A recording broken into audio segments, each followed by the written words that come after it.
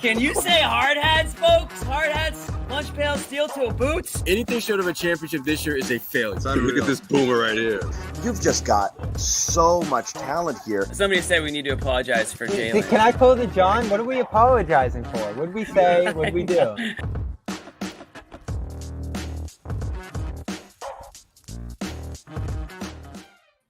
Jamie. Jonathan. What's up, buddy? How are you, buddy? Good to see you again. How are you? Good to see you as well. Did I miss the last show or did you miss the last show? What happened? Did we You missed you were at the game, John. Why don't you tell everybody how much fun you had at the game? Yeah. You went to the Memphis game. I did. That was the last game. It's been that long, huh? Sunday. Yeah, I missed the I think one or two before that. So I did. I brought the whole fam. Yeah. Excuse me. You saw a game. You saw a good game. You know what? It's almost better that was the game I brought the entire family to instead of one that I'd actually be into and want to angry. Yeah. Like just no more bathroom trips. Sorry. Like this is it. Yeah, it was fine. I was like, it was fine. It was good. It was good. It was like a field trip. Yeah. Heard you saw Bobby and Josue I was right near Bobby and Josue. Our guy Rob from Portland. Sherrod. I know you gave him a shout out. I did. Yeah, which was great. And his two daughters. Yeah. I want to say Reeve and Charlotte, but I don't fully remember. Did you and Marcus did you guys lock eyes? Did anything like that go down? You had but I would have liked to. I'll tell you this because I didn't get my we'll get into this game. Obviously, we're going to get into Tillman. We're going to get into any and other potential trades. Bobby's geeked up. He's got a laundry list of names that Jimmy and I are going to have to Google. I've got my Google open. I'll tell you this, man. Sadiq Bey fits nicely into that Grant TPE. Yeah, you think they'll do that? Oh, I don't know. I know Josue's friggin' swing. He's all set for that. Josue is going to take a couple victory laps if it happens. He'll be a really happy guy. I honestly really do like Marcus Smart. I didn't get a chance to say it, and I always have. I just like the guy. No, I mean, I just like the guy. I like that he's here. I like, I like how much he loved being here. I like that he likes us. I like that he likes us. I really do. Because not everybody does. No. And I know Bay isn't that good, and people are saying it in the chat, but he's really good against the Celtics, and that always changes your perception. No doubt about that.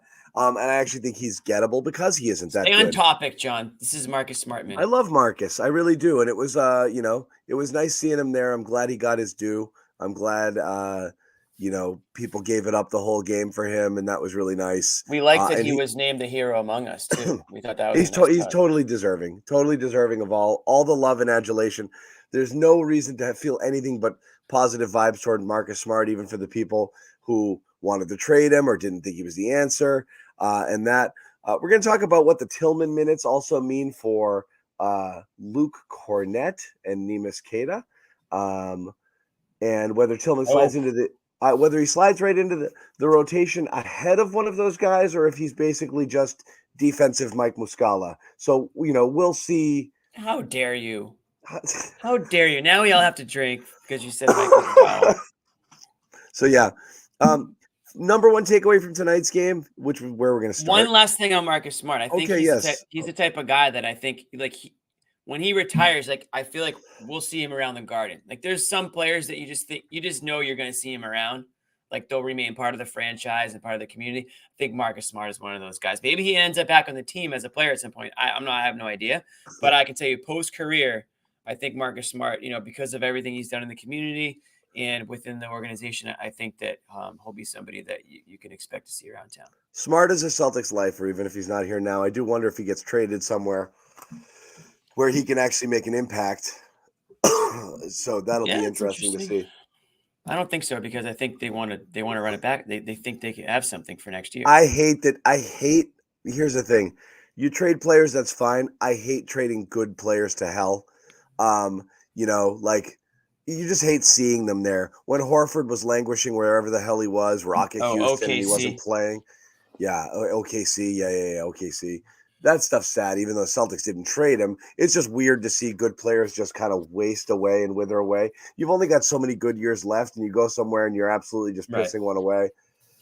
That stinks. So actually, I wouldn't mind it if he gets. I actually thought Rob was going to get traded as well, and I was going to kind of be curious to see where he goes and what kind of impact he would make.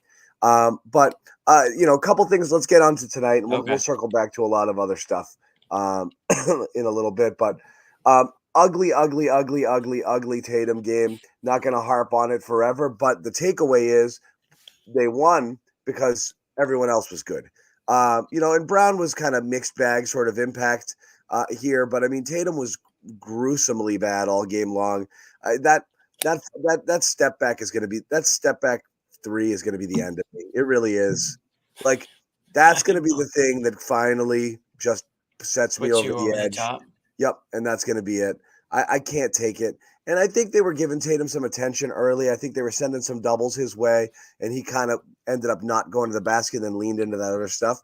But everyone else was so friggin' good, starting with your man, KP, and our man, Derek White. Derek White's also my man, but KP certainly our is a guy. That we've always been White guys, right? Yeah, we from the start, definitely from the start. And Al's gonna get his flowers, particularly on the defensive end. Al stood out to me first and foremost tonight. I thought he had a nice little hot streak offensively for them. The 3, he had a nice good dunk, good breakaway dunk, and then he had the 3-pointer. He was feeling it. He turned the clock back for a stretch tonight, and I don't know what his final line was, but I think he had 8 rebounds and double-digit points. Good game for Al. Porzingis, they were playing bully ball with Porzingis tonight. They were trying to get him in mismatches. Obviously, like anytime he saw Trae Young, it was just over him every single time. That's most of the league, but certainly tonight was another example of that. And so I thought those two stood out. And who am I missing? Oh, yeah, your guy White. White had a good, solid all-around game as well. Brown was quiet in the second half, I thought, but didn't really stand out to me one way or the other. And then you already mentioned Tatum. Just, I don't even know what to say about it, because when it does, like, it falls just enough where he's got to just keep taking them. So it's like, what are you going to do?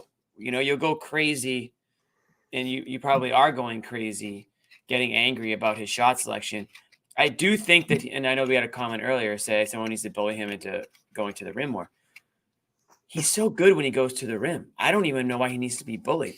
He's developed some really good moves on his way to the basket. His ball handling's been better. He seems smoother, and he is stronger. So you would think that he would go to the rim more, but you know what, John? It's not as pretty. It's not as pretty as the step back, fade away, WWKD. What would Kobe do? Right. You know? Kobe would take that shot and a lot of times miss that shot. People don't want to talk about that, but not the most efficient shooter, Kobe.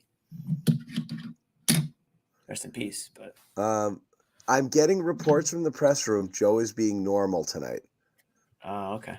So like eerily. Newton, there goes that segment. Here's my eerily normal. Eerily answering questions. Can you be that? I'm not sure. Is it weird when someone's not weird? That it makes me nervous. We're just gonna take it. We can't. Damned if he does, damned if he doesn't. We got to give him his. You wonder if someone tapped him on the show and was like, "Hey, Joe." Like he was on the Sports Hub earlier today too, and I thought he was fairly normal too. So maybe you should have him a normal day. Are you a God-fearing man? Right. How much do you make? Yeah. So who'd you vote for? So Israel, Palestine, where do you land? Like, right. Yeah. No, Joe, leave it alone. Yeah. Joe Bot is malfunctioning. Normal for Joe or normal for, You're going to get weird Joe, I think, more likely after a poor game than a good game. A poor Zingis game? Hi, Sherrod. No, not a poor Hello, Zingis. fellas. Can you hear me okay? Yes. Hey, Sherrod. Right. What up, dude? What's up, man? Just living, coming up with ways to hype up Mr. Porzingis. Always. We got word from the press room that Joe was being normal, and that made us concerned. Yeah. Yeah. Why? We got worried. No, I mean, like, why is he being normal? I don't know. Sherrod, by the way, you look broken and clock. sound great. And I bet you smell great too. I don't know that, but I bet she smells great. Yeah. I've never known him not to. There's a couple. You smell great. Yeah. A couple guys in the press famously don't smell great, but Sherrod's Jimmy, not one of those guys. Jimmy, you're putting people's business on the streets like that. I'm not saying who. There's a couple guys out there, but I think we've all been in the scrum. Yeah. Yeah, we all been in the scrum. Sometimes not you, Sherrod. Sometimes we don't want to get a little closer. Right. Yeah. You gotta pick and choose where you fight. Yep. So how much have you guys talked about Porzingis? Really nothing. We haven't really talked about anything. I talked about Marcus Smart, my children, Xavier Tillman. The fact that Jimmy and I are probably going to call him Peanut Tillman a lot. He is a grown-ass man. Sherrod, how about this? Yeah. What jumped out at you in this game? What's the first thing? Who was Porzingis. Porzingis, yeah. Okay. I mean, he was the one guy among their top-tier players who looked like a top-tier player. Although Derek White did what, I've been championing for him to be the go-to guy in the fourth quarter, and this was another example of why Derek White means so much. Well, Porzingis was the story of this game. They had no answer for him. The one thing that was a little perplexing, and I don't think they'll get into it in the postgame because Joe being normal probably won't touch it, but they were getting pretty much anything they wanted at the rim. They wound up shooting something ridiculous. For most of the game, they were shooting like 70, 80% on twos and like 40 or 30% on threes. And it just raises the idea, maybe we should look for more twos, seeing as though they can't guard us when we're shooting twos. That's not sexy. That. It doesn't get the people going. No, if you want to knock normal Joe off his orbit, that's exactly the type of thing that's going to do it, Sherrod. Which is why I'm with you and not Joe. Because it's just I think more times than not Joe is spot on about the three ball and its power as a weapon for them. But every now and then they'll have a game where you're looking around and you're like, layup, miss three. Can we go back to that layup thing again? Because that was kind of working for you. But this was a good win. This was a bad Hawks team. Guys are hurt, injured, and and they just handle their business. I mean, you just got to win these games and move on. That's really what this was about. Yeah, it was a do your job game. And again, nice. The one thing that we said here is you get you get good contributions from some of your other guys when Tatum has the type of game that he had tonight, which was poor. Is he shooting 70%? And when Brown disappeared, I think had one shot attempted the entire second half. He was incredibly efficient. It was weird. And he was going to the basket, and he was not just relying on threes. He took a couple, and that was it. But he's 7 for 9 from 2, 6 rebounds, 6 assists. I think the Celtics had 4 guys with 6 assists or more. 33 as a team. They're moving the ball. They were getting where they wanted to go. They could get to the basket. They were shooting extremely well at the rim. We saw All-Star Al made an appearance. They shot 40, they shot 49 friggin' threes. Right. It was just a weird game like that because it was so blatantly obvious that they should just keep going to the rim that when they didn't, it was just like even the most diehard shoot the three fan was like, they should probably go to the rim a little bit more because this Atlanta Hawks team had 0 rim protection. There was one point in the game where Tatum was matched up with Trae Young, and we know Trae Young is not the most defensive-minded player, but he did something that I haven't seen really in a while. He literally looked at Tatum and did not move, only except his head swiveled as Tatum went past him for an easy bucket. And I'm like, can we get just even to pretend like you want to put a little effort in at that end of the floor? No, not what he does. Not who he is. No. But he's but everyone wants to talk about how much he's an all-star. And then you got a guy like Derek White who plays like an all-star should play. So what I will say to that effect, and I don't disagree with it, is you can't be that bad at defense and still be considered an elite player. That's the problem. I mean, unless you are like Steph Curry during his God phase, and be on a team like the Warriors that's so good everywhere else and has such a good system that they can comfortably hide you, all game long. But when you're on a team that doesn't play defense pretty much 1 through 5, and you are not only a small guy who's going to constantly be hunted on switches and mismatches, who also gives next to zero effort, that's a lot of strikes against you. So I do think it knocks him down several pegs. Jimmy and I are offense first guys always, in terms of like, that's the hardest thing to do. And guys who can create their own shots and make buckets are worth, that's worth a lot more than a guy who's just, good offense beats good defense. But it's also it's a premium skill that not everybody possesses, right? But he's so bad there. He really is, and he just doesn't care about it. And that's always going to be the thing with him. But don't you think that they need to put better defenders around him so that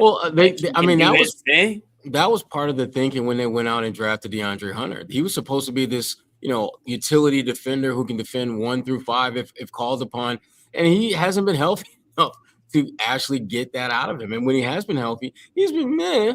But he made some plays tonight against Sam Hauser, which is no surprise because he knows Sam better than most guys. He played with him, so the Atlanta Hawks are a hot mess. But the Celtics, I like the fact that they came in here, handled their business. It didn't really play with their food too much, except the last 4 or 5 minutes when it got down to like a 5-point game, and Atlanta had a chance to make it a 1-possession game. Sadiq Bey missed probably one of his best looks all game long. And then Porzingis hit that shot with 18 seconds to go that just put the game away. But it was a good win. It was a good win. How much did you guys talk about Tillman? I like Tillman. We're going to get there. I would like I'll wait. If you like him, I'm gonna play a normal Joe bite. I had it and I lost it. Amit, what happened to it? I didn't see it. I went and looked and didn't see it either. Actually. Damn it. It was there. It was there, and then it wasn't there. I was just going to go to it. Anyway, we'll get to it in a minute. Have you seen much of Tillman? In the past, not so much this year, but since he's been in the league, I've seen him play half a dozen times. He's a physical, strong, just the kind of guy that you don't have on this roster right now, if we're being frank about it. They don't have a guy that you can legitimately say in that front court is a tough guy, other than Al Horford. But Grant without the shot. He's Grant without the shot, without the mouth, without the annoying element that he brings. He's about that business. He's a physical guy. He's cut from the same cloth as Draymond Green from the standpoint of just being tough. Those Sparty bigs, that's who they are. They're not punks. And I think he's a guy that when I look at what they gave up an end-of-the-bench guy in Lamar Stevens, a couple of second-round picks for an 8th grader and 11th grader currently. And they got a guy who is going to be a situational rotation guy. Like if they're playing a team that's physical, he's a guy that you can throw out there for 5 or 10 minutes and feel comfortable and confident that he's not going to back down, or he's going to give you something. And that's at this point, when you're trying to win a championship, you want as many guys who can give you one great game in the playoffs and help you get a win. And that, to me, that is how he's going to earn his keep with Boston. Give them one game where they need you to play at your best, and that gets you over the hump and gets you past that game. Yeah, go ahead.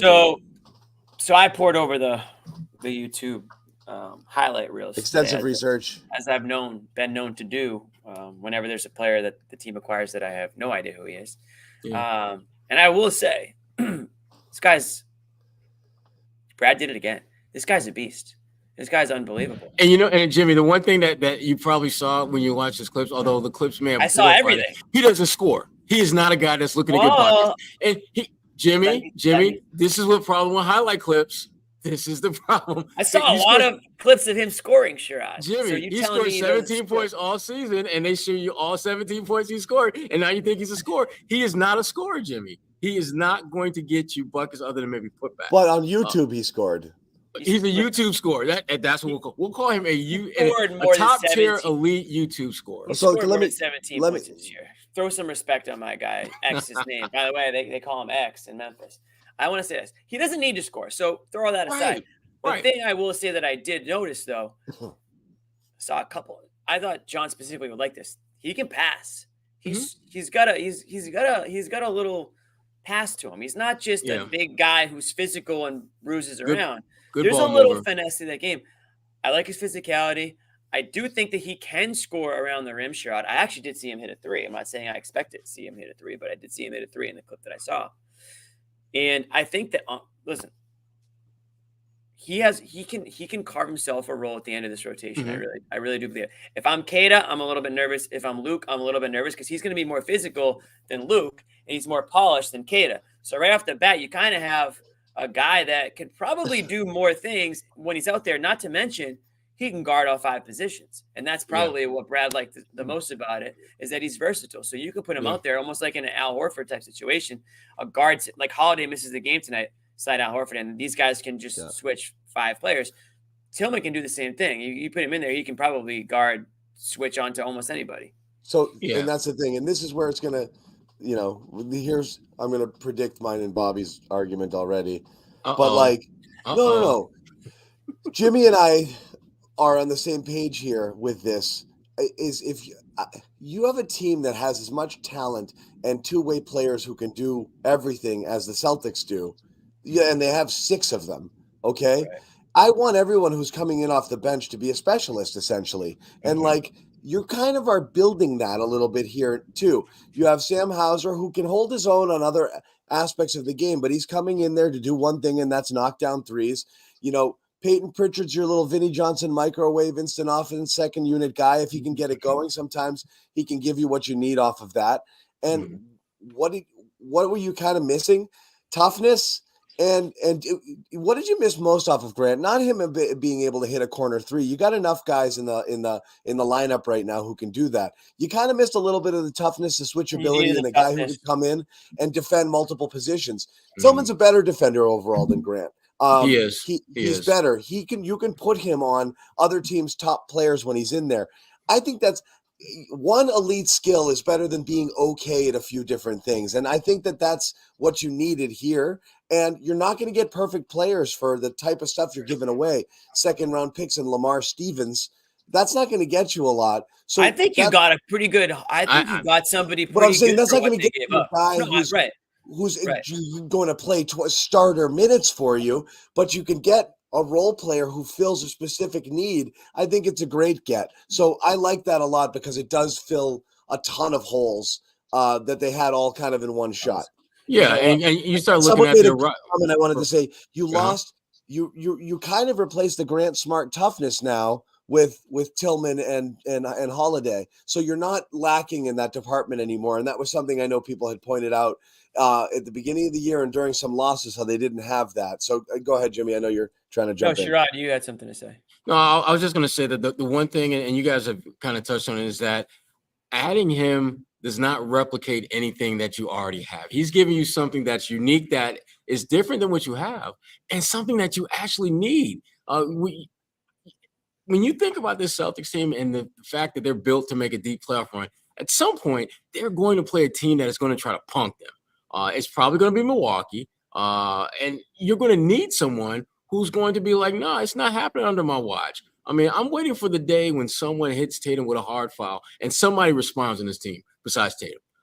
I'm pretty confident that Tillman will be that guy if he's on the floor. That's the thing. He's got to play.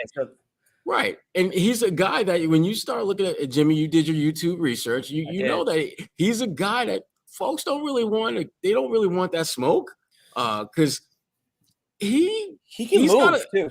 He can move, and he's big, and he's strong, and he's a guy that knows he's not going to be out there for a ton of minutes. So guess what? He goes super hard when he's on the floor. That's what you need. He plays like a guy on a 10-day contract. Most of the times when I've watched him play, he plays as if I may not get a chance to get back on the floor tonight. Whereas, some other guys on that Celtics bench, they just kind of, they play their game and they do what they do, but they don't play with that sense of urgency almost every time they get out there the way he does. So I'm seeing visions of Anthony Mason in his head right now, you know what? I've been trying to figure out who he reminds me of. He doesn't have Mason's game, but he's got that kind of like low key. I really don't want to mess with that guy tonight because he might knock me 5 rows back. So let me just play my game and do what I do and just keep my mouth shut. old school game to him. He is. He is. Yeah. Which they like. He is. You mentioned He's also 25. He's got that look of a guy who's 25 going on 43. He came into the league. He was a 38-year-old when he came into the league. He's a 35-year-old man when he's seen some shit. Yeah. He's like, I can't believe this shit. I love those guys. He's like, you got me playing with these kids. And they're like, but you're a rookie. But that's not the point. You got me playing with these kids. They don't know how to play the game. Yeah, one thing I don't know about him, I don't know if he can set screens. Nick says he can. I'm just messing with you. You blew the bit. My bad. I didn't realize that. The only reason I said this because I saw Nick write it like 14 times in the chat. Sorry. Let me say one thing before I forget it. I was just doing the Tillman car wash earlier today, and B-Rob had a little thing on him, and kind of another wrinkle here is, and Sherrod, you mentioned he always plays like he's on a 10-day. Well, he's actually an unrestricted free agent after this season. So he has a lot to play for, A.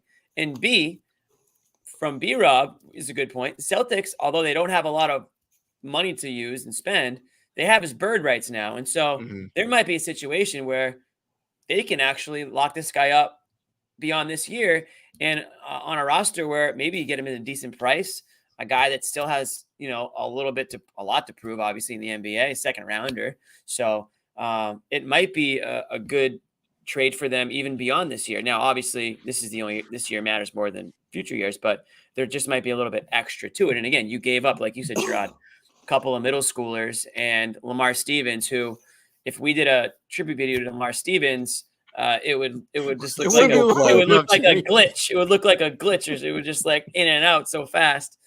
So we're not going to do that.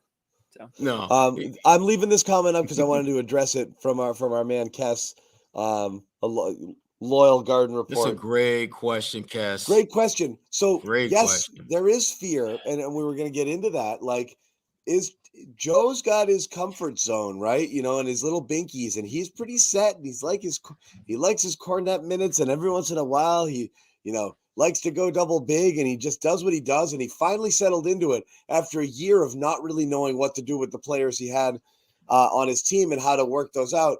He's got a very clear, hierarchy of his top six and then the other people who fill out those minutes. Is he going to be like, okay, here's this guy's name is Delano Banton. This here is and introduce him to the Stay Ready crew. I was going to say Stevens, but he's not there. I want you to get to know these guys. You're going to be spending a lot of time with them, These are your friends. Here's O'Shea. That guy's name is Svi, I think. Head over, talk to those guys. They'll show you the ropes. It's cool. When I need you, I know where to find you. Don't call me, I'll call you. And he just kind of leaves him there. Yep. Yeah, and I think he's at that point in his career where, again, you want to play for teams like the Celtics if you're a very specific specialist type guy, because you know that if they don't have any tough guys, at some point they're going to need you, and you're going to get a chance to play, and you're going to have to prove your worth. And if you already have that 10-day mindset, which he plays with more times than not, it's just a matter of just when, not if, you're going to get an opportunity to do good things. And Jimmy, your point, as the Celtics, they're obviously focused on this season and this moment, but we all know that when you start doing the math, they're going to need to get high-impact, low-cost players, guys that can help them that aren't going to cost a ton of money, and he could very well be one of those guys. Would not shock me at all if he has a good end of the season / postseason with the Celtics, and they put an offer out on the table for him that, again, probably is below his market value, but for him, having been in a situation here in Boston where he got a chance to win, and hopefully they win a championship, it might be enough to convince him to stay. I mean, it's a good situation for him. He's, assuming he gets playing time, he's going to get some national spotlight. He's going to get the playoffs. I mean, he wasn't going to get any of that playing out the rest of the year in Memphis. So no, you get some nice ribs. You get to hang out with Marcus Smart, which is what it is. In Boston, you get a chance to get a duck boat parade. You get some clam chowder. Yeah. Doc, right. You get the North End. Get them ready. Real quick, we're going to hear from normal, boring Joe in a second. We're going to talk a little bit more about Luke's boy. I've been saving this conversation, but whose minutes are impacted? Luke's boy? I've seen it speculated. Cornet's still safe. It's Keita who's going to lose it, but I don't know. X-Man comes in here and does his thing. I think that he slides in ahead of both of those guys, particularly because you can play tough in the playoffs. You know, you can play defense in the playoffs. You know, Luke is always the, you know, it's you don't know what you're going to get here. So I think Luke's more finesse, maybe a little bit more finesse. I don't know. But we'll see. Real quick message from our describe him much, but FanDuel, baby, get in on the big game. Props. I know Jimmy Toscano is a big prop bet guy. He loves them. We'll talk more about that going forward. But all you got to do to get in on the action, you want to sign up for FanDuel ahead of the big game. If you haven't signed up already, it's a great opportunity to take advantage of this special offer, and that's $200 in bonus bets if your first bet of $5 or more wins. So here's the thing. You got to sign up, win a bet of $5, really easy. Do it now, guys.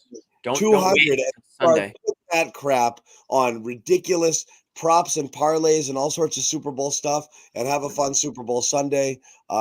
You know, here on FanDuel. Once again, FanDuel.com/Boston. Head on in, take advantage of this special bonus when you sign up today. Bet 5, you win it, and you get it. And that's it. Get started. Jimmy, what's your spread? What's your Super Bowl spread? Where are you hosting?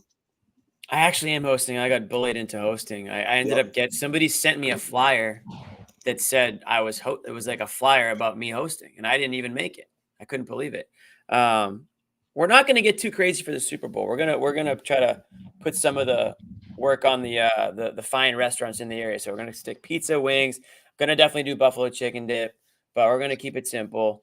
Probably some other little apps flying around, but should be good. It always is good. Couple beers, nothing too crazy. You don't want to be hungover on Monday morning. Some people say Monday after Super Bowl should be like a holiday because everybody's kind of treated their body like crap the day before. Now I disagree with that, but yeah, I can see why. Okay. What are you gonna do? I don't know. We're having the people who I'd normally hang with on the Super Bowl. We're getting together for like a dinner party on Friday. I don't know if we're gonna roll it back on Sunday or not, or I might just head over to a buddy's house and watch it pretty low key. But I don't think it's a big thing. I don't think we're going big. That's the thing is I hate the Chiefs and I don't really care about the Niners, so it's not like the good old days. If the Pats were playing, oh my God, it would be 100 people. I'd have 100 people over and turn the place upside down. Sherrod. This was a strike beard, by the way, and yes, I got to get rid of it because the gray beard comes in. That's why I shaved it in the first place. Is the strike over? Yes, it is over. Oh, I missed that. Kids have been back this week. That's good, I guess. Yeah. Did the teachers get what they wanted? We'll talk offline. Anyway. Wait, what was I gonna say? Oh, real quick. It's occupied too much of my headspace to get into real here. Quick. Yeah. The pizza that I'm thinking about getting, there's a Sally's pizza that opened up in Woburn. It's Woburn, it is. You're gonna have to order Should I order it now? You needed to order 2 weeks ago to get a pie there. Really? Oh my God, I didn't know that. It's been bad. I don't think they'll even take your call. No, I'm not kidding. What if I just show? So I can't show up Sunday. On a regular day, they will not even take your call. Wow. So I should probably get that out of my head for Sunday. That's what I was. Yeah. Thinking. You got to get your Buffs Pub order in early too. It's right around the corner from Sherrod. You got to get that. You got to get that's my guy. Early. I knew it was like a hot pizza right now. I didn't know it was like. It's one of those. You know what? The same thing happened when they opened the first Frank Pepe's in Chestnut Hill. They wouldn't answer their phone. They literally just couldn't handle the volume of it, and they were just like, please stop calling us. So that's what they're dealing with now. Massive lines on weekdays. They're not picking up the phone. You might order a pizza and you won't get it for like 9. It's really, really hard. I probably shouldn't even do it on Sunday then. That's going to be a disaster trying to time it and everything. There's a Joe's Pizza in Cambridge too. Joe's is a great slice shop in New York. But anyway, we did want to get into Normal Joe. Normal Joe. Yeah, let's play this. Let's see your Here he is talking to Gary in a Normal Joe sort of way. Oh boy, coming in that trade. What's kind of your thoughts on him, and what do you think? That's Bobby. Toughness. He can pass. Skilled. High IQ. Obviously a good defender in pick and roll, and excited to have him. And be important for him to get up to speed, kind of on our defensive schemes. And I think he'll give us some versatility. Okay. I like Weird Joe better. I do too. I take it back. Give us Weird Joe. from now on. Let's ask him about 3-pointers. Did it take too many threes? That's a way of activating Word Joe. That's like almost like the cheat code to activate Word Joe. There's a couple things that. Why did Ahmed give me that? He's been spoken to. Ahmed just was spoken to. That's good. What about you say, Jim? You're about to say something. Oh shoot! Ahmed just said thanks for the invite for my Super Bowl party. Ahmed, I don't even know who's coming. You're probably on the list for all I know. Oh, it's a Celtics game on Sunday. Good save, Jimmy. I just outed myself. I'm not going to be on the show on Sunday. What time is the Celtics game? 2 o'clock. All right. That's also messing with my mojo. It would make it hard for me to host, but yeah. Totally outed myself. That's fine. We're going to get Bobby. I'm going to remove Joe because that was so disappointing. Get him out of there, Amit. Let's get Joe on X. Oh my God, I can't do that. I got to get to 4. Oh my God, you just turned into Bobby for a split second. No lie. That was weird. I did. You saw that, right? Well, there he is. There he is. John's on the right now. Everything's screwed up. Wait, Ahmed, do we have a 4 stat like a 4? Here you go, John. Do we have a Brady Bunch 4? This is better. This is good. You like this? I don't want the Brady Bunch. Oh, I like the Brady Bunch too. I think. Ahmed, I haven't seen it. Right here. No. Yeah. Joe, did you touch stuff? It's kind of like the Brady Bunch. This is fine. Ahmed, do we have that for 4 or no? I thought we did. Anyway, we'll stay like this for now. I thought we had it. What's up, Bobby? What's up, man? Cold Trade deadline week. So, Bobby, how do you like Tillman? Hold on, real quick. Was Joe spoken to? What? His press conferences. Bobby, are you outside? we're in the thick of it here. He's in the bike lane right now. Did you not get into the game? Did they not let you in? Yeah, I'm on Causeway. Oh man. Yeah. What about Joe? Well, why is he normal all of a sudden? Why is he normal? I thought he was same old Joe. Said the difference between the first and second half was that Bay was making threes early, and then the second half he stopped making them. I didn't throw too much credit toward, any defensive adjustments or, even the shot margins. Again, goes back to making the right play. This one to me, though, John, really sticks out in the fact that they went 32 for 44 from 2, and they started the game 21 for 26, got to the rim at will, and then felt like in the second half, we're chasing that Hawks 3-point total, which I get in a matchup like this because the Hawks are going to get a ton up. The Hawks were staying in the game because they got so many up. And so you did have to balance that out a little bit. But then last 2 minutes, you just sort of launching. And I know there was a little bit of a lethargic effort there too. But the Hawks pull right within 5 with about a minute 20 left or so. And they got a pretty good look. That was a great look that Sadiq had there. Yeah. Made it a 1%. It was. They gave up a really good look. And that would have made it 2 or 3 at that point. So it was a 5-point game. Yeah. Yep. Yeah. So this is a tough matchup for them still. Remember that first game? I think it was just a 10-point game. Hawks stayed in it for most of the night. Offensive rebounding for them, phenomenal. They're a tough matchup for the Celtics here, and it's potentially a first-round matchup for them with where this Atlanta team's situated. They're starting to play better. I think they've won 4 out of 6. 4-game win streak before these last 2 losses where they play maybe the 2 best teams in the league pretty tough. And we'll see what they do tomorrow. They're obviously one of the teams connected in a bunch of different ways to many moves. Clint Capella could move, and DeJounte Murray's probably the biggest name floating around out there, scratched from this one. So that's obviously curious. But if they keep this team together, if they can figure out how to play at the level they were late last year, this could be another challenging first-round series for Boston here. They were in it throughout, and man, can Jalen Johnson play. He's looking like their second-best player, giving the Celtics trouble throughout this one. But credit to the Celtics. They look good in that double big alignment with no Holiday. I thought Horford was sensational. All those blocks in the third quarter that they made as a team, saving the ball on the baseline. That's a great effort. On the other hand, you don't love the effort waning in the last couple minutes there. No, they clearly checked out. With about 4 you could minutes see it too. Yeah, you could. I mean, it was so obvious. And I again, that shot that Sadiq had, with about a minute or so to play, I'm shocked that didn't go down based upon the way he was playing and based upon the fact that it was probably the best look he had in the second half in terms of shots. So, yeah. Got the win. Keep it moving. Else. I got nothing else on this game. No, I got nothing on this game.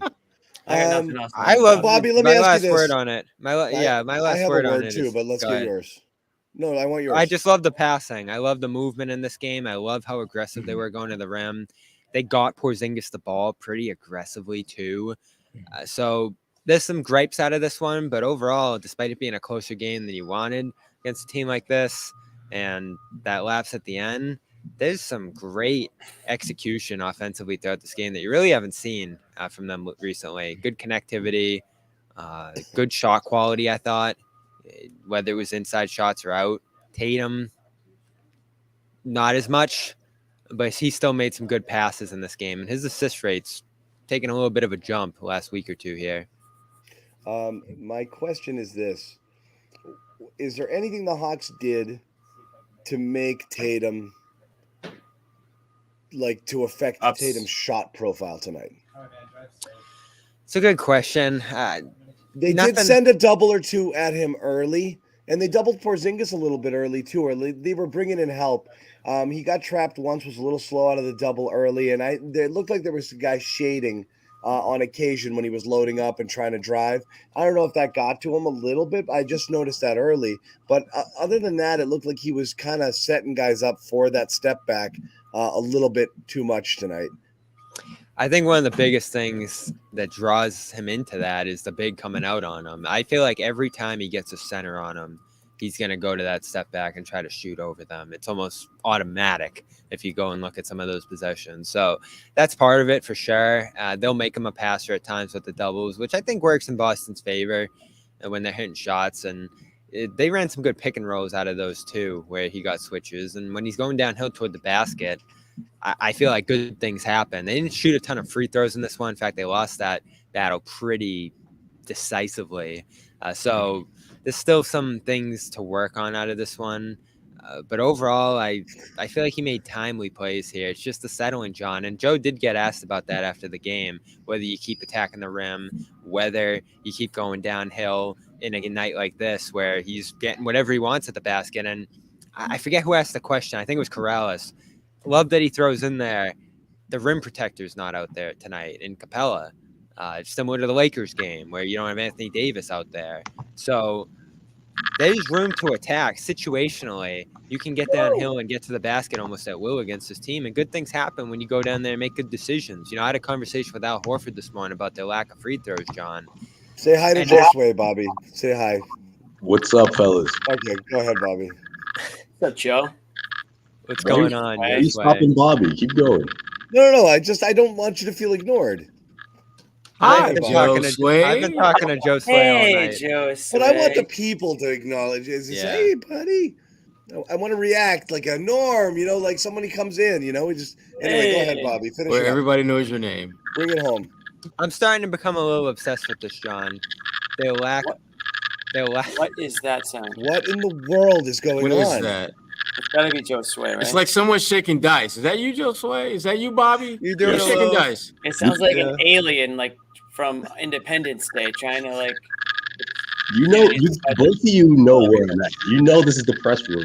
There's no beef in this. What's this? You get a little rattling sound. Why would we keep it in the? Mute him for a second. I guarantee you. Mute. Josue, mute. Mute yourself if you can. The beeping? No. Just mute. God, I just got to figure it out.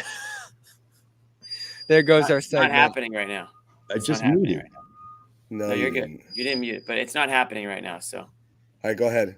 Nobody. It was weird. It was really weird. Okay, I'm getting a little obsessed, John, with their lack of shots at the basket, with their lack of free throws, and so a game like this for me, I hope affirms their ability to get there and make good things happen out of that spot, because you can still shoot 49 threes, John. Perfectly fine. And you needed to in a game like this. But you made 73% of your shots at the basket. I love that. And you found good looks there. That's the biggest reason that happened. And yes, you shot more threes than twos. You didn't get to the free throw line a ton. but I thought it struck a really good balance for them. And that's it, John. It's a balance. I'm fine with the threes they take a lot of the time, and I think you are too. I'm fine with it too because But you got to get to the basket too. Yeah. Right. I mean, that's what drives me crazy, right, Bobby? I feel like you see it more often, especially in this game in the first quarter, where, 4 from 5 in the paint to Kristaps Porzingis, just observing the mismatch. How many times he has someone that's undersized or a guard even, and they didn't think twice. And you saw that more often throughout the course of the game. And I felt like it established the inside presence, and it also started things up from the three-point range. You know, they got the open looks. The ball was swinging. Facts, my dog. So, yeah. The ball was swinging. Ball swinging. We did talk a little bit about it. Guys, you talked to anybody who say anything interesting tonight, or should we just move back to the trade stuff? You talked to your boy Sadiq Bey tonight, Joe? Balls were swinging. Did you tell Sadiq Bey that he fits perfectly into the TPE? I did not. Yeah. But Mazzulla had nothing but great things, obviously, to say about Tillman. I don't know if you guys talked about him yet. Normal, boring things. Yes, he did. Let's play. Let's play the clip. It's as good as it gets for Joe. Yeah. No, we've had better. I want old crazy Joe. We've had better. Well, he's going to give Tillman his flowers before there was a moment. Josue, John keeps saying he changed. Tell him about what happened pregame. What do you mean he's changed? What happened? That he was very normal. Normal, yeah. Well, you mean when he shut down the Tillman question? Yeah. Is that normal? So he got asked. No. That's what I'm saying. There was a very Joe moment pregame. Yeah, that's true. I thought it was more of a you can't tell the story. Keep it to yourselves, guys. Good details. Yeah, I'm asking for the story, Joe. He just shut down. He shut down the question. He said a reporter asked, Jerry Royce asked, "Can you talk about a particular big man out of Memphis that would be a great fit in Boston?" And before he even finished the question, he just goes, "Don't do that." And then next question, so he completely dismissed it. Now that it's official, during the game, it was made official. Jared asked the question again, and he got a different response this time.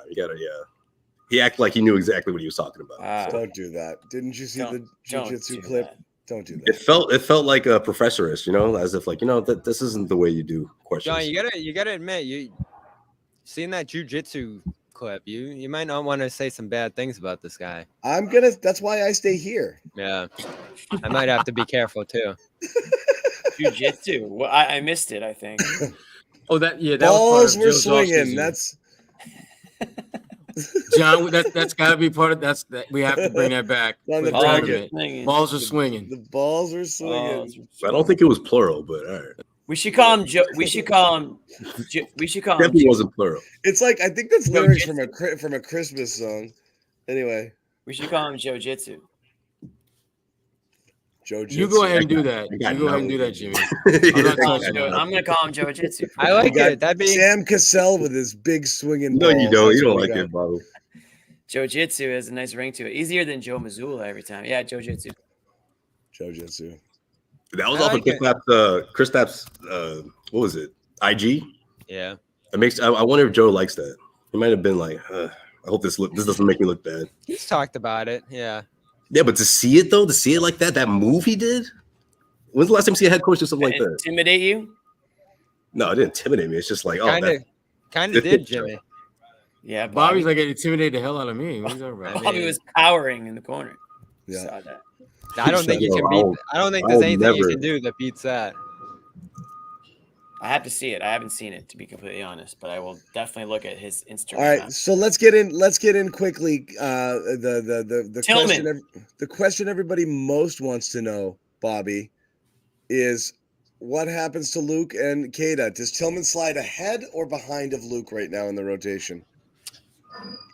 I think he's ahead eventually once he gets things up to speed. And yeah, I mean, Joe said one of the biggest things that actual substantive thing I think he got out of that comment about Tillman was that he's going to have to catch up defensively. And I talked to Porzingis about that in the locker room, and he said it's a lot. Your processors just spinning constantly playing into this defense because you're changing matchups, you're switching a ton, you're constantly adjusting to what coverages you're playing out there. And obviously we've seen them go to some zone and some presses and other things this year on that end. how ready is Tillman to fit into a lot of that, even their drop. And I'm interested to see too, do they put him out there alone? Do they put him out there with other bigs? Because if he's playing with Horford, they'll probably be switching everything. And, you're going to see him in some wing matchups, some guard matchups even. And obviously we had DeMichael Cole, who covers him in Memphis, on earlier when the news broke. And he said he will go out and cover some guards, which is a big thing. And eventually, John, I do think that's a reason he'll pass Luke in this rotation, is Luke's pretty limited on a matchup basis. You can't get him on the perimeter guarding guys, and it goes pretty poorly. If you have a guy who's going to be able to switch pretty aggressively on the perimeter, that's a big thing for them right now. My only question with him in terms of fitting, especially in a playoff rotation, is he a guy that defenses can ignore? And the numbers are horrible this year. You look at them, the efficiency. How much of that is that Memphis team he's playing with that we saw the other night that has nobody on it? Probably a significant part, I'd imagine. He shot 60% last year, which is much better. But this is a nice piece. Like, I'm not going to do backflips here and say he moves the needle in a ginormous. It's not. It's just. Is he gonna contribute some? Because again, like we said, we joked about it earlier. I said earlier in the show, is this defensive Mike Muscala who's never gonna play? He's it's gonna the be opposite end of that spectrum. Yeah. Is he gonna never play? You made a move, and we're like, oh great, what are they gonna do with him? And the answer is nothing. The good thing is, John, you give up 2 seconds, which that's real. That's a real cost now in terms of maybe you could have done some other things with it. One of them's in 2030. But who the hell knows where it will be by then? I really like him. I really like him as an emergency option. If you lose Horford for a game or two, if you lose Porzingis for a game or two, you did need someone that could go out there and, with playoff experience, produce. And you look at what he did against the Lakers, I think last year. 8-8 in that series, solid minutes on Anthony Davis. You couldn't ask that out of Brissett and Cornette, I don't think. So you needed this, I think, for the right price. And this is the right price when you think of Stevens in 2 seconds. I was pleasantly surprised to see this afternoon. Yeah, I mean, he gives you another, in case of an emergency, crack this open. You don't have enough of those guys in the Celtics team, and that's great, especially when you gave him a couple of middle schoolers and a guy at the end of your bench, to get him. So this was a good, really good deal for the Celtics when you're considering what they invested to get him and what they could potentially get back in return. So I'm good with this deal. And to your point, Bobby, it's not the blockbuster trade, but this team doesn't need that. They literally don't. They don't need that. They need to add around the edges as opposed to making a brand new centerpiece. They don't need that. So he did that. He did that before the season, right, Sherrod? Brad Stevens did that before the season. You traded for Porzingis. You traded for Jrue Holiday. You have the best team in the NBA right now. You just want to get the finishing pieces. A muscle guy who can come in there, do the dirty work for you, especially if someone's in foul trouble. Especially going up against someone like Giannis. Joel Embiid may not be in the picture as much as, say, a couple of weeks ago, but I just think having that insurance policy, having that sort of muscle coming off the bench who has proven himself, who these guys clearly believe in as a versatile defender, I think it's great. I think it's great for the Celtics. I think it's a great way for Brad Stevens to put the fancy touches to this team, especially when you look at the way he's put together this roster, put together this rotation with guys. Thanks, Pete. He's already spent those future first round picks that teams would dream for, bringing in someone like a Jrue or someone like Derek White, who's obviously blossomed into this borderline fringe all-star, whatever you want to call him. But it's a key piece. These are all important pieces. Al Horford, is another one that Brad used for future first round picks. So you send away a couple of second rounders for someone like this for an insurance policy. I'm okay with that. But back to John's point. Built to win a championship. Back to John's point, though, he needs to play. Right. He's an expiring contract. Can you keep him? I mean, it's not a big deal, right? That's what April's for, Bobby. I mean, let's think about it. A lot of these guys are going to dial back their minutes. Joe Mazzulla's going to dial back a lot of these guys' minutes for heading into the playoffs. You got to get used to playing them with actual players, not like Mike Muscala scored 36 points in a game or something. Remember that he game? Did, right? That was his debut. Yeah. It was his debut. Nobody, and he comes in there and and we're like, oh, and then he was a DNP like in 9 straight games. You didn't see him in a, So he's not exaggerating. They have to work in. You can't work them into everybody. You have to work them into regular rotations and see how they play with the big boys, because you're going 9 deep max in the playoffs. And if he's going to play real minutes, he's got to play them kind of soon-ish. I think you throw him into the fire. Who cares? Like, these are the meaningless games. And you just got through the rough part of your schedule. You've got some cupcakes coming up. I throw him into the deep end right away and just play him the way you're going to play him. Treat it like you would. What happened with Derek White? Like, they just threw him in, and maybe to his detriment, but they had no choice. We got to integrate you because we brought you here to help us. If he's really here to help, you have to play him early. You can't wait 15, 20 games until Joe's like, I don't know what to do. He's got to play. You got to play him, but I don't think the Muscala comparison is going to end up being accurate, because he's a defensive-minded player first, and that's how he's going to get on the court, because he's not going to kill you when he's out there. Sherrod said it off the top. He's not a scorer. They didn't trade for him because they need a little offensive boost. Yeah, he can do some stuff around the rim, and he's athletic, and he can run the floor. He can make some passes, and he can grab some boards for you, and he can be physical. He's some version of Grant with the toughness and the physicality without the outside shot. Yeah. Kind of reminds me. Yeah. Somebody said it earlier. It wasn't my first time saying it, but I originally thought, like, size wise, I was thinking like Brandon Bass without the 18-footer or 15-footer that Bass Leon Poe. Same idea. Exactly. Guys that are, I don't know if he's going to drop. She's not going to drop 20 points in game 2 of the finals. But real quick, shout out Sosa. Thank you for the super chat. And yes, we do think the Celtics can compete with the Clippers and the Nuggets. Just want to give a shout out. Oh, absolutely. Yep. They can compete with anybody. Obviously. It's not they're not chasing. They're not chasing anybody. They're you know. They got the bullseye. He gave us $10 too. Thank you, Pete. And this is why I didn't care about the deadline. I like that they did this. It's fine. It's insurance. But they didn't need anything, because you have all the talent you need. And yeah, you're right, Jimmy. You might have needed some insurance, but you fully healthy have all the talent you need to win it all. There's no keeping up with other teams or matching up and this and that. They have what they need here. It's going to be a mentality thing. It's going to be a consistency night to night, quarter to quarter thing.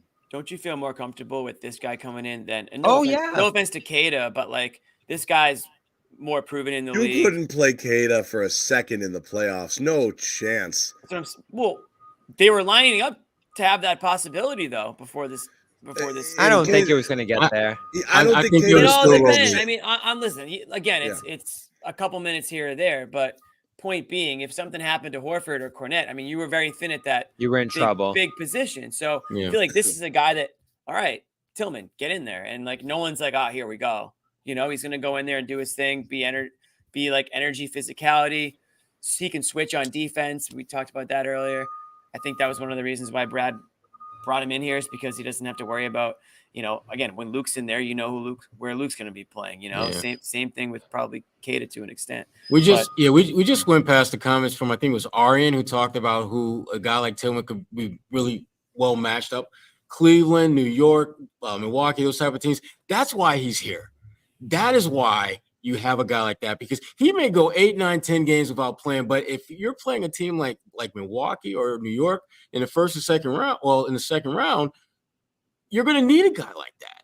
And if you as much as I love Keita and think he's got a chance to be a decent player, he ain't ready for that kind of smoke. This is a good point too. Is right now, from a physical standpoint, you're having Holiday match up against physical guys simply because he can bang with them instead of Porzingis. So this changes that too. Obviously not in the starting lineup, but you have another guy in there who can come in and body. And I'm going to keep going back. I'm going to keep going back to what you said though, John. Does he have Joe's trust? I know he has John's. Not yet. And can he get there in time? Because Cornette has Joe's trust. He knows he can play the system. He's comfortable with him. Is that going to be the guy he leans on in that dynamic there? Because, John, he didn't sound very excited about the possibilities of using him there. It's like, he doesn't like you guys. Yeah, he's going to have to, get caught up and figure out this defense and this and that. It's because he was told to be normal tonight, and it took all the wind out of his sails. You know, like, he doesn't know how to act right now. That's why he's not excited. And we don't know how much he has how familiar he is with him other than maybe the few clips he's seen and maybe in some of the game preparation for Memphis.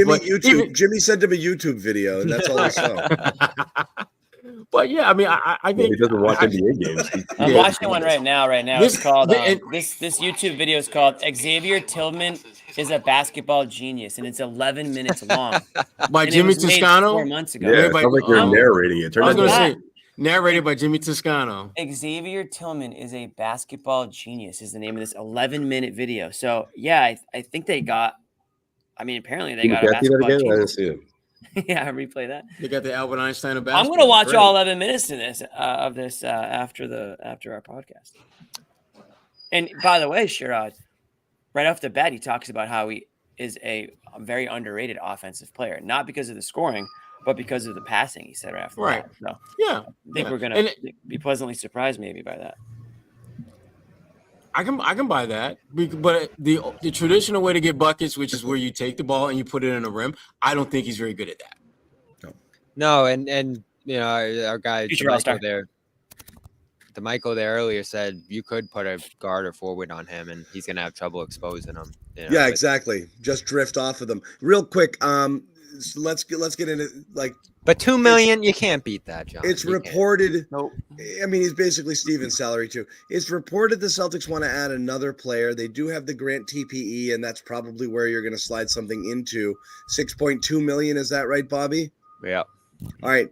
Two things I want to talk about before we go. First, everyone give me your wish list here in that $6 million range, assuming that's what you're going with. Or who's a player you'd like? Now that you've seen they've added the banger big here, who can swing balls. Swinging balls and banging. Yo, does that mean I can make the outro? Word. Swinging balls. Who do you guys want? What's on your wish list? I'll let Josue go first with his because I already know. Sadiq Bey next, Bobby. No, it's not Sadiq Bey. You kidding me? You think those guys will let him go? He just went off today. He's in a contract year also. You got to pay the guy, or what are you going to do with him? So I think it might be another Hawk on the move, but I don't know. We'll see. The one who didn't play tonight. The one that didn't play exactly. We'll see. I think that happened. But here we're hearing Dunn, Lonnie Walker. I'm gonna go with Lonnie Walker because I liked him earlier. Yeah, I was thinking that, Jimmy, but I'm going. I like Otto Porter Jr., man. Get a corner. Soft. Georgetown soft next. 3-and-D, kind of clean up the corner. I mean, look, this team right now, Sherrod's not impressed. I honestly thought they would go for a wing position guy before they would get someone like Tillman, but Tillman does check a lot of those boxes, so it makes a lot of sense. But yeah, I mean, Lonnie Walker the fourth. How much trust do you have in Pritchard? I'm kind of on the fence with that. I'm still kind of thinking they still need to prioritize a backup wing, so I'm going to go him. I know it's not the craziest, not the most attractive name, but I've always wanted a wing. I don't hate it. Lonnie Walker the fourth. Lonnie Walker cooks, by the way. His point per minute, his point per 36 is like 40 points a game. Yeah, I mean, one of those microwave guys. Didn't he cook the Celtics? Again, how much do these guys have in Pritchard? I mean, he had a good game in one of those Brooklyn games on the road. If you're bringing in someone like Walker the fourth, then that means Pritchard is making buried, peanuts, right? He's making absolutely yeah, he's nothing. making the minimum, so you don't even have to use the TP. You just absorb him into the minimum. So sign him next year too. Yeah, I don't know what that costs. You need to sign him. Obviously, he's playing for a contract, so I think that complicates things a little bit, especially if he's not playing a big role here. I don't know. Fontecchio went, obviously, early to Detroit. That's a name you heard a lot with them. Konchar's a name I like. Probably doesn't make sense now with Tillman here. So there's not a lot of good wings. Like Jalen McDaniels is probably someone you think about. I think they've been connected to him in the past up in Toronto. Not a great player, but a young wing. Maybe a guy you can keep for relatively cheap. I think you got to think of something like that. And then, I think another guy they've always kind of liked is Torrey Craig in Chicago, who, again, doesn't have to play, can be that depth piece, can defend, can be a little bit of a veteran presence too. He's been on some good teams. What trait do you covet? What trait do you covet the most? What type? Even if you can't get one of those, what's the thing you want to see? Got to be funny. Got to be funny. Oh, I think it's gonna be. I was late with that. I was like, what? Funny. I think it's gonna be Good with kids. Down to earth. I know, right? At our age. Good with kids. Plays well with others. Doesn't take themselves too seriously. Swipe. Let's think about it. Let's think about just like the Tillman. What does that have to do with the players? Let's think about it like the Tillman example here. You're probably not going to need him, but in an emergency, what does he give you? I think if you're in an emergency where, let's say, Brown misses a game or something, can you put a big wing out there who can make a shot, who can, defend capably at that position with size? Because one of the big things we looked at with this bench, John, is they're good in their roles, but if someone goes down above them, you're not slotting in Hauser for, Brown, Tatum, or even like a White or Holiday. No, you're just saying crap. Yeah, you're just throwing them out there and saying, yeah. So, again, none of the names I'm listing are going to save you for a long-term absence with any of those guys, but Jalen misses one game. Drew misses one game. Can you throw out a Jalen McDaniels in that case and get some good minutes from him? Can you throw in a Torrey Craig in those situations and get good minutes from him? Here's the last thing I want to hit. A lot of people saying this, and this is a perfectly fair comment here by Derek, and I've seen a bunch of it in the chat. Roster's good enough, even if you didn't add Tillman and you don't add anything else. Right now, you're looking at the roster and you're thinking they're fine, right? But we've already seen Indiana, Miami, and kind of load up a little bit with the acquisitions that they made earlier in the year. What other team are you worried is going to do something big and possibly, if not leapfrog, you get up into your stratosphere? Bruce Brown. I don't know. Or bigger, swing big. Who you worried? Bruce Brown is sweet. I always feel like Milwaukee's going to find a way to do something. I'm thinking Brown big. But don't they have to though? You think they go bigger? Though? Yes, yeah, combine all those contracts, all their picks, and take a big somebody's talking today about LeBron moving. I'm not saying LeBron, but I'm saying a big move. Anybody worried? No, I don't think they can, John. I don't think they have enough. Like, let's say it's Murray in this case. He's probably the biggest name. They've been interested in Murray. They'll probably put everything on the table for Murray. But is 4 seconds, Portis, Connaughton, and Payne enough? They need first. They don't have any first. They don't have. They can't do it. Yeah, they don't have anything. That's why I can see them trying to getting someone like. I hate to say it, their season's starting to feel a little like that 19 Celtics season. You just keep thinking it's going to turn around at some point, and it never does. I'm not feeling that at all, Bobby. I worry about Indiana a little bit because they've got some interest. They've got some interesting pieces on their roster, and they got a coach who he's won a chip. You look at Indiana is a team that makes me a little bit nervous because the way that they're scoring the ball, if they were to maybe move out one of those offensive pieces and bring in an elite defender, they become a much better team because they're still going to be a team that gets a bunch of points no matter who they unload, as long as it's not Halliburton. If they can add a elite wing defender or post defender, they could be a team that could make things interesting. New York worries me. Safe to say they're not moving Halliburton for another move, but I think it's very safe to say that, Jimmy. Yes. Yeah. Listen, Indy. I've been saying Indy for the last month or so now. You think they could beat them though, Jimmy? Bobby, what I said was in a 7-game series, you meet them in the second round, they're going to make it difficult for you. They're going to make you run. They're going to tire you out. They are going to win a couple games. I'm not saying, I'm taking the Pacers in a 7-game series, but I don't know what. I mean, they just traded for Siakam, and he hasn't even had a whole lot of time with Halliburton to really see what they've got there. So they're a threat, definitely. They're more of a threat than the Sixers are now without Embiid. Oh, yeah. Now it sounds like Embiid might be back. We're not really sure. They're going to obviously. And they got a hell of a coach in Rick Carlisle. Yeah, they have a great coach. We haven't even mentioned the Cavs. The Cavs are playing great basketball right now too. I don't know what to make of them yet. I don't either. I need to see them a little bit more. But the point is, I think the Celtics will cruise in the first round, and then I think it's going to get difficult. I'm not saying I'm going to take the other team in a series, but it's not going to be a cakewalk. So I like the Tillman pickup, even though it's minor. Brings them a little bit of physicality if they do get into a Knicks matchup, for example. The Knicks are a physical, hard-nosed defensive team, and that's the type of guy that you'd probably want to utilize in that type of a series. So maybe that's something that they're thinking ahead on. I don't know, but I like what he can give you in that situation, at least. Yeah.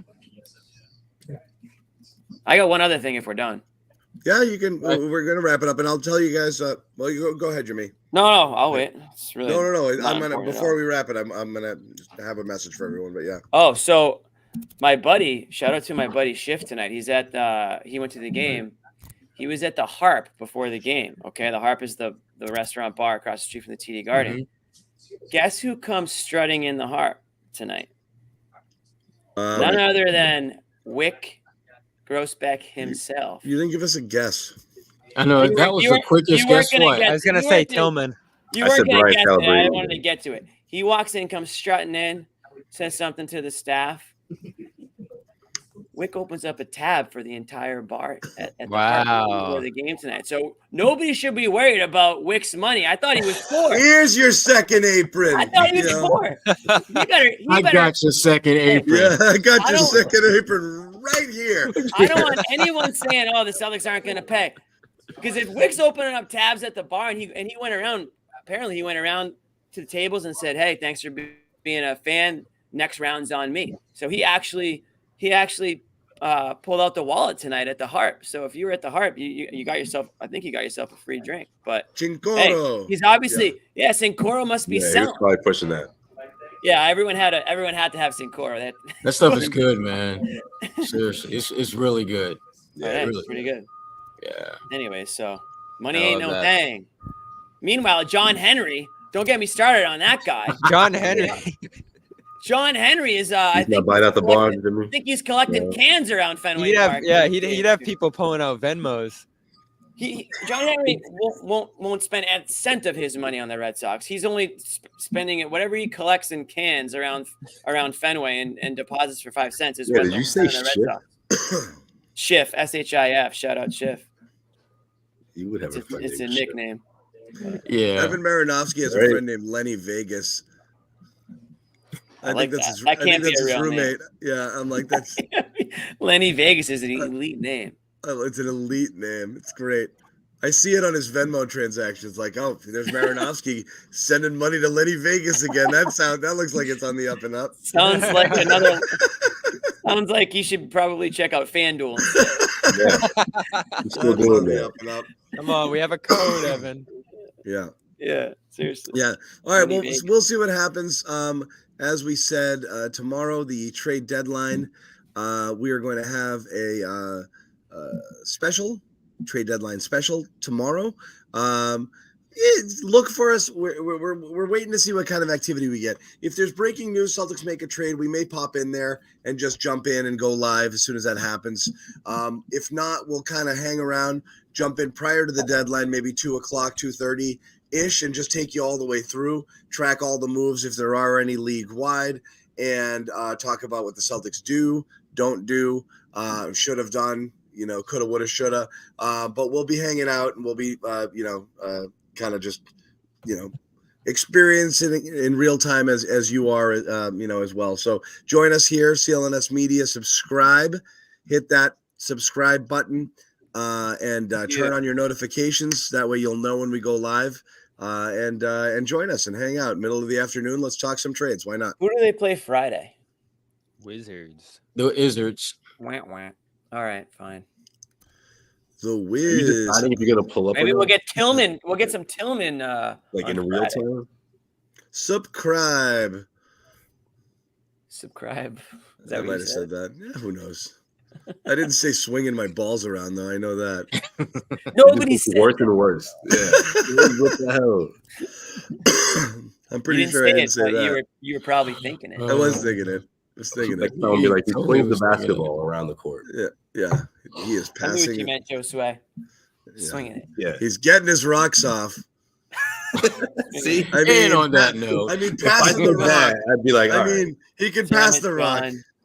What? John.